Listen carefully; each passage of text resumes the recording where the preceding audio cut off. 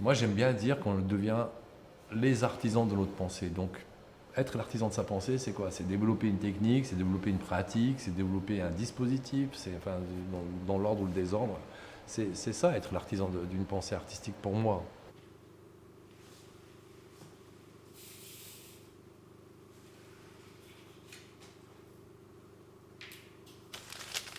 C'est quoi? Ça, c'est une photo d'une copine qui m'avait envoyée de la Libye.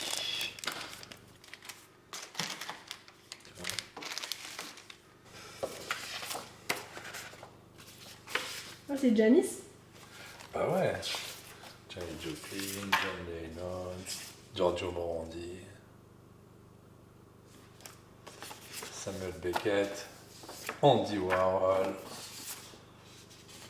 Salam Rushdie et Malcolm X.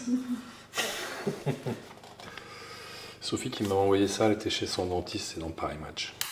Oh, voilà, c'est un garçon qui tend des balles. Bah ouais, dis donc, ça ressemble à un de tes tableaux. Eh ben, j'avais fait le tableau avant, moi. Ah, Il avait une pierre. avant. Ouais. Du Sénac. Je vais remettre, tiens.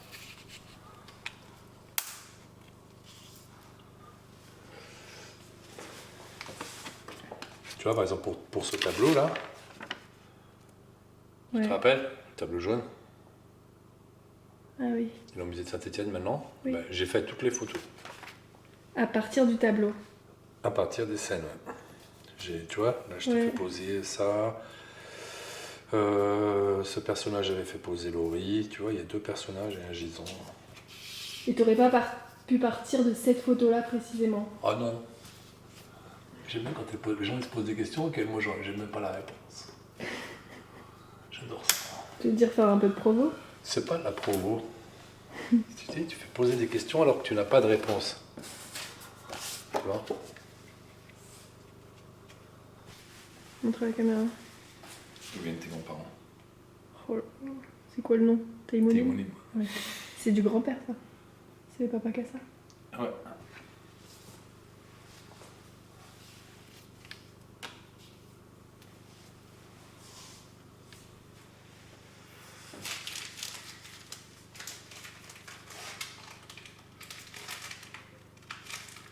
Dès le départ, quand j'ai commencé à dessiner, à peindre, j'ai travaillé avec une photographie. J'adorais la photographie de reportage. J'ai commencé à faire mes propres photographies par rapport à des intuitions. Et quand j'ai vu que le premier ordinateur multimédia il est sorti, je dis ça c'est génial parce que je vais pouvoir faire encore plus de choses que les contraintes que me donne la photographie.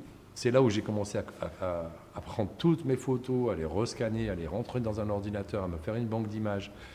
La palette graphique est arrivée, alors là c'était magique parce que je pouvais dessiner avec un crayon sur un ordinateur.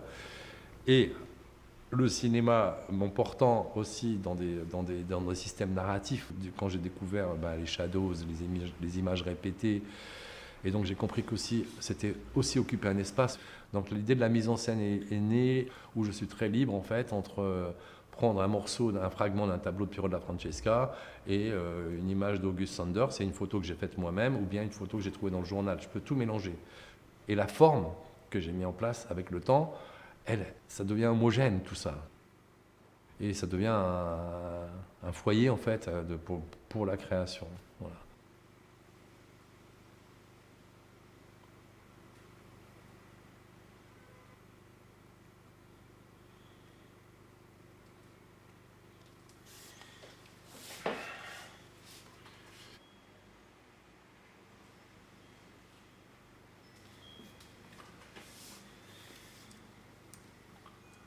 Voilà. Fini.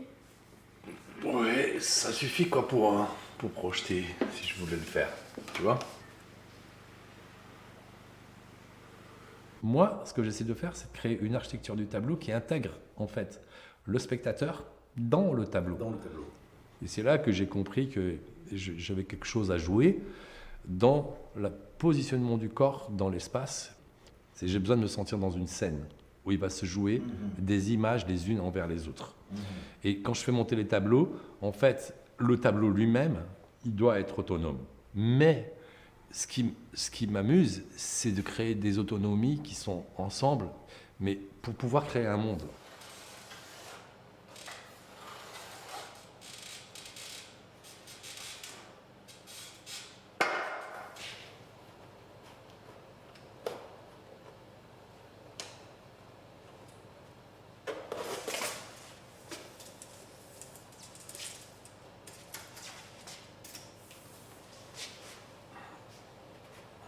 Et tu places d'abord tes figures ou d'abord ton espace? D'abord les figures, et après, je fais l'espace. Mais parfois ta figure elle est mal placée. Disons que là, le jeu, c'était de la mettre au centre et de jouer avec l'espace autour. Voilà.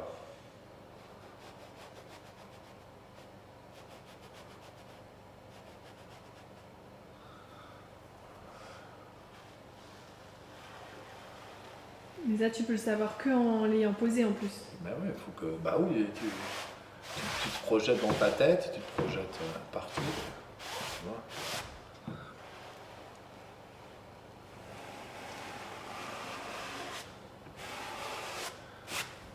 Ça, t'avais prévu de la faire disparaître derrière ce pan? Bah oui. J'ai prévu, quand j'ai réfléchi l'espace, j'ai dit voilà, ça fait ça, ce pan là-bas, les dedans, c'est les intérieurs, extérieurs. Voilà, tu vois, tu penses à des choses et tu construis des espaces. Tu vois.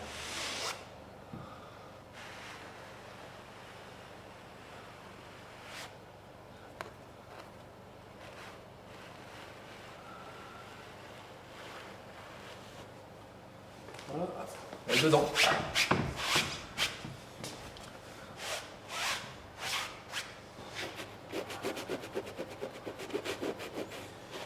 Pourquoi que le visage tu le fais pas en blanc? Parce que j'ai besoin du bleu, du pigment. Ah, Pour après. alors que pour les vêtements t'as plus besoin du blanc. Voilà.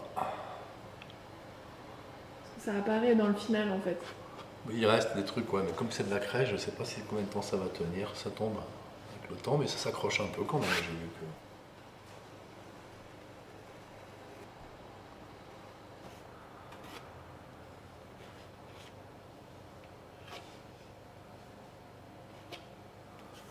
Voilà.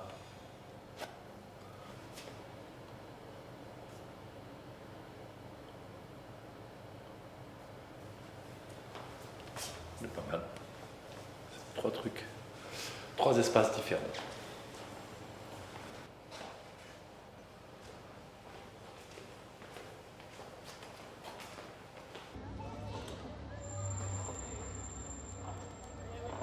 Moi, j'écoute 3-4 heures de musique par jour quand je suis dans mon élément. En travaillant et chez moi, tout le temps. C'est quelque chose qui accompagne, voilà, c'est une manière pour moi, c'est mon espace. Mon père, il écoutait du Charbi quand j'étais petit, et je connaissais que ça, sauf que j'avais un grand frère qui avait 11 ans de plus que moi, et lui, il écoutait les Kings, les Beatles, les Rolling Stones et tout ça. Et donc mes oreilles sont formées à ça. Mais quand j'ai eu, moi, mes 16 ans, je me suis émancipé en écoutant le Velvet Underground. Voilà. Et puis, mais j'ai jamais renié la musique, ni de mon père, ni celle de mon frère, parce que tout ça, c'est la même famille, c'est des musiques populaires. Et la question de qui on est, elle s'est posée à un moment donné. Voilà, donc, et j'ai répondu à ma manière en faisant plein de voyages en Algérie pour découvrir le pays de mes parents. Donc c'est des expériences fortes qui nous ont justement appris à nous positionner par rapport au pays de nos parents et puis le pays dans lequel on grandit, quoi. Voilà.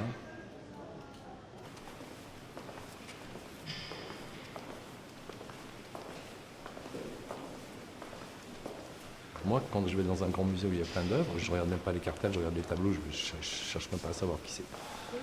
Voilà, c'est quelque chose qui est de l'ordre de la pratique de l'œil.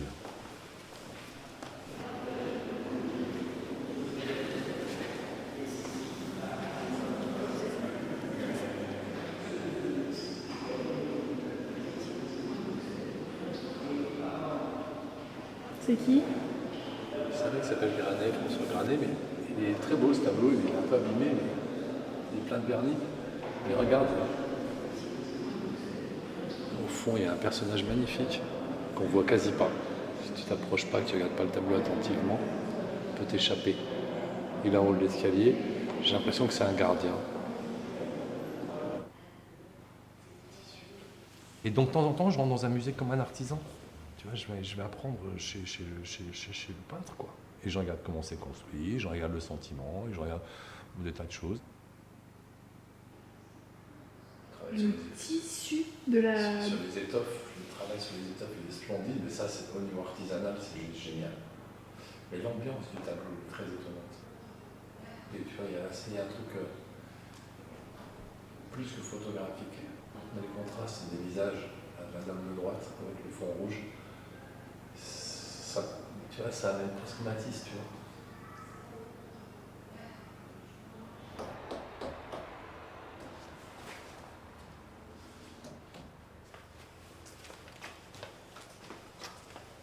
J'aime bien quand les gens ils ressemblent à mon temps, quoi. Je peins dans mon temps et c'est l'expérience du tableau qui va remettre cette image en scène et qui va pouvoir nous amener dans une sensation personnelle. Alors, lui enlever son origine, lui enlever, la décontextualiser pour la réhabiter en fait. Tout le monde peut chuter n'importe quand, à n'importe quel moment, pour n'importe quelle raison, qu'elle soit sociale, la maladie, la guerre. Tout le monde est en suspension dans la vie. Cette fragilité, on va dire, de notre humanité, pour moi, c'est aussi une réponse à la violence du monde. Pour moi, s'il n'y a pas d'empathie au monde, c'est qu'il y a un problème. Et cette empathie, moi, je la traduis par le silence.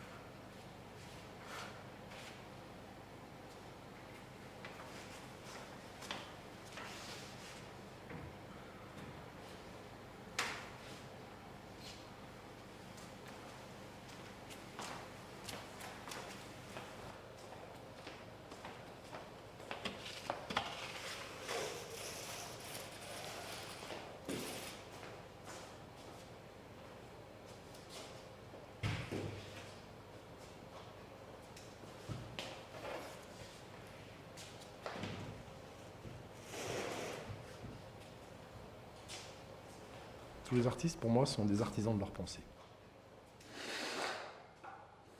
S'il pose le truc au mur, ça tient ou ça tient pas à un moment donné, mais c'est parce qu'il a mis en œuvre quelque chose qui doit être regardable. Moi, j'ai toujours dit, un de mes tableaux, il tient que si jamais tu le mets à côté d'une télévision avec un journal d'infos, que d'un coup, au bout d'un moment, tu écoutes plus les infos, tu regardes que le tableau. C'est là qu'il tient.